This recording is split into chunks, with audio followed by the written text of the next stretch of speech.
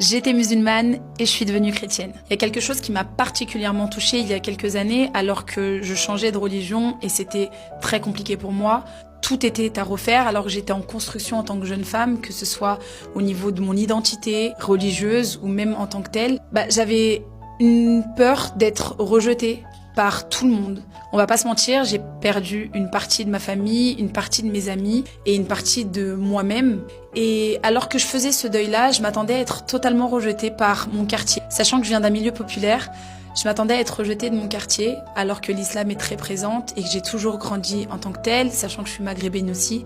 Je m'attendais à être totalement rejetée. Et c'est fou parce que c'est dans mon quartier où j'ai vraiment senti le plus d'amour à ce moment-là. C'est où tout le monde était intrigué, personne ne comprenait pourquoi. Moi qui étais une fervente musulmane à l'époque dans mon quartier, devenue chrétienne, ça intriguait. Et qu'est-ce qui s'est passé ?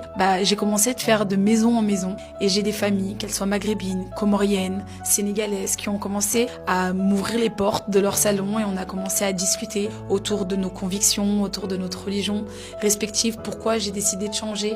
Et finalement, j'y ai trouvé une unité, une fraternité hyper forte, alors que nos avis étaient totalement divergents. Voilà.